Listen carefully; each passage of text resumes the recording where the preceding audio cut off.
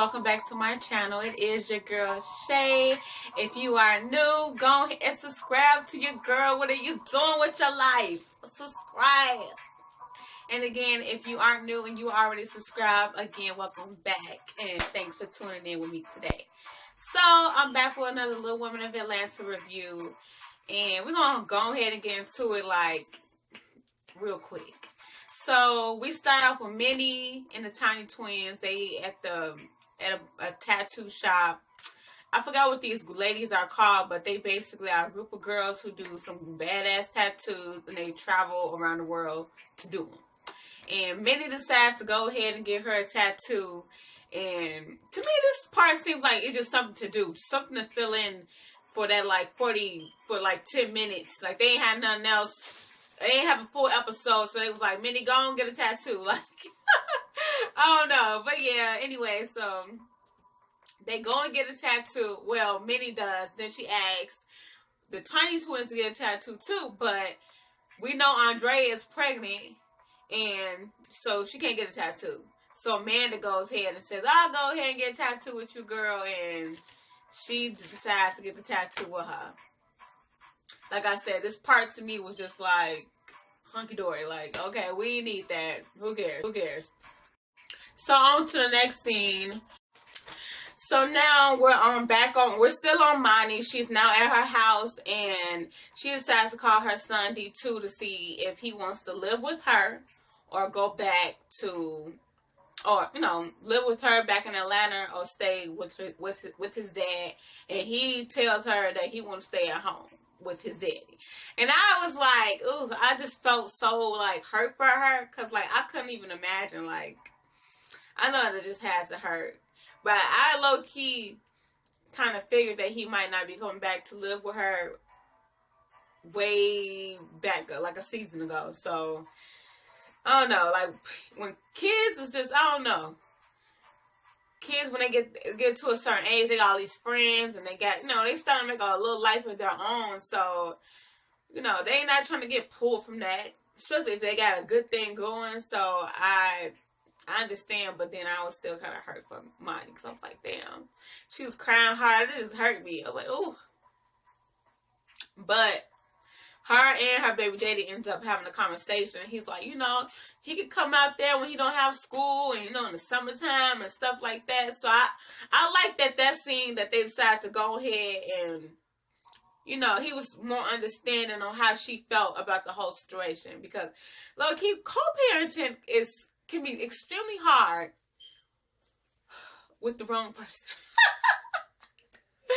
I'm just being honest, like,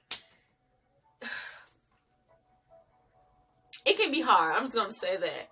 When you have especially when you have a child with the wrong person, it can be extremely difficult to co-parent with their ass. So it was nice to see that they was like, he put his difference to the side and really sat down and understood where she was coming from. So anyway, on to the next. Monty, Amanda, and who else was Sam? They all meet up at this little place where Andrea's daughter Aubrey is gonna have her little first birthday party, and I noticed that Sam may have her wig on. I'm like, okay, Sam, you went through all that trouble, and now you ain't wearing this wig. Like, what's up, girl? What's up? But she said she would decide to just wear it when she about to go out somewhere. When she about to turn up, that's when she gonna put that wig back on. But for right now, it's gonna stay where it's at. So I was like, okay. Okay, Sam, you went through all that goofy shit, but okay. Whatever, girl. So, yeah, Aubrey, you know what? Andrea's a real good sister. She's sitting here looking for the baby party, trying to find a location, all this stuff, set it up. Like, go ahead, Auntie. Go ahead, Auntie Amanda. But, okay, so when they were coming up with themes, what's her name? Minnie gonna say something. Oh, I got a theme. What about the Little Mermaid? A mermaid theme, Under the Sea. And then Amanda was like, oh, yeah, that's different. I was like, that ain't different. I done been to a couple of Little Mermaid parties. Like, that ain't different. Under the Sea. Oh, that's different. Like, girl, no. different. So anyway, on to the next. So Sam again, Sam, Juicy, and who else was it? Monty. They meet up for drinks, and Juicy tells them about her offer that Johnny made to her, and the girls were like, "Girl, I think you should take it." Monty on like, "It's about them coins." Okay, I'm like, "Okay, Monty." I feel you. It is about the coins. Go ahead, it's gonna get you some more money. Go ahead, I'm all for it. But don't put too much on your plate that you cannot handle. Don't let the shit tip over now. So, and that's exactly what Sam said. Like, do you think you can handle that?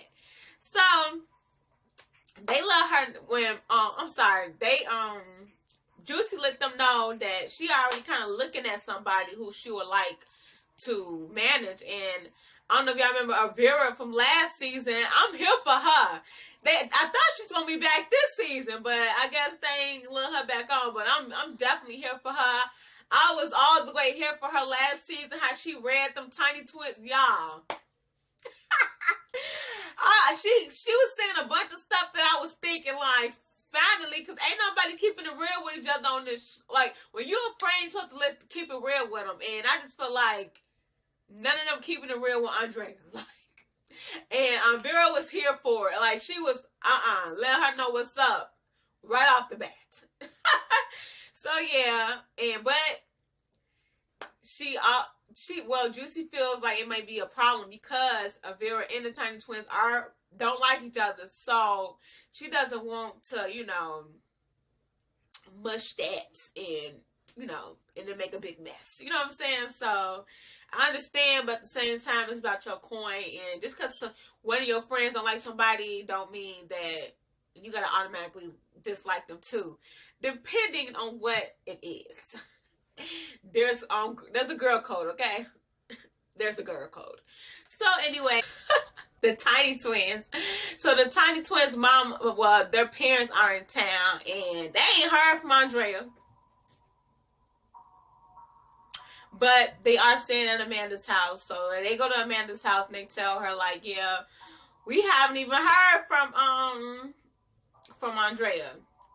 And Andrea pops up with Aubrey, the baby, and they're like, what's up? Like, why don't we know where you live? We don't have an address. We don't know nothing. Like, you know what? See, that really pissed me off.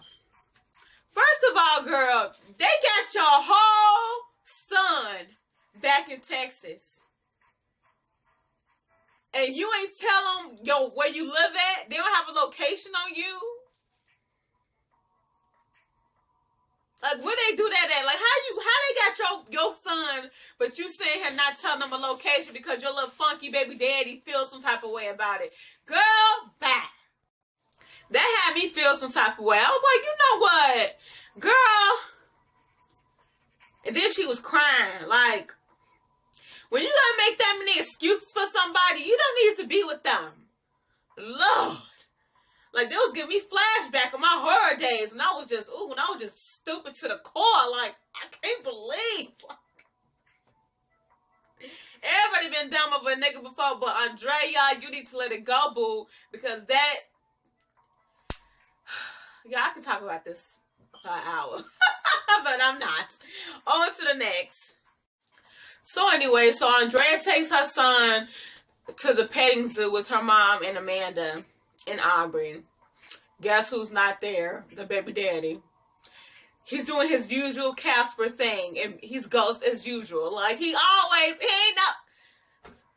And then they was talking about how he don't even be calling the son. I can't, y'all. I just can't. So we moving on from this scene. We already know Chris ain't shit. We already know Andre ain't shit. So we're not even about to even talk about them because it's a waste of time. So Monty talks to Moreland about the situation with D2 not wanting to live back at home with her, and he comforts her or whatever. He comforts her and everything, and she calls her baby daddy. But I already talked about that, so we're not gonna get on that. We see that he understands now where she's coming from, and they're gonna move on from that. So now we at the birthday. Oh, I'm sorry. Juicy accepts the offer from Johnny, and Johnny want to work with the Tiny Twins. And Juicy wants to work with Avira. But we don't know how that's going to mesh well because they don't like each other. But at the end of the day, it's all about this coin. If you can put your differences to the side for the money, you're an adult. Because if you ain't got that type of money, like if you ain't got the type of money to just put, let me just say this. Jay-Z and Beyonce, if they don't want to work with somebody and they want to pass up a lot of money, they can pass it up because they got money already to be passing up jobs. You know what I'm saying? Job opportunities. But if your pockets ain't like that, then girl, you may want to take that. Even if you don't like the other person, take that and keep it moving. I'm for real, I'm just saying. So anyway, now it is Aubrey's party, her first birthday. My baby birthday is next month, y'all. She's gonna be 1. I just feel like this year went by so quick. Like, where does the time go after you have a baby? It's like you just pop them out, then they're walking and talking. Like, what? It happens so fast. But anyway, so yeah, it's Aubrey's birthday, and they all meet up. You know, everybody's there. She comes down her little mermaid little outfit. She looking all cute and stuff. Got her little bra set. She look all adorable. Chris ain't even say hi to her parents. I can't. First of all, the disrespect. That's her mama and daddy at the end of the day. They not going nowhere, boo. Every time you decide to run off with your other baby mama in Texas, they are there to save her. So they ain't going nowhere, boo. And you know what? I'm not about to play with them. So anyway, finally, Andrea announces that she's pregnant again by Chris. And her parents were just sitting there like, so, and what you want us to do? Like, what you want us to say?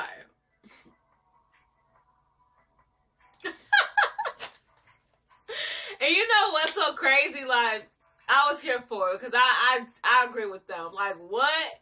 Why you pregnant again, girl? And then I don't know if y'all seen the flashback that they did. When they was concerned about him leaving again, like when her mom brought it up, well, Andrea brought it up, like, yeah, he did leave you while you was pregnant.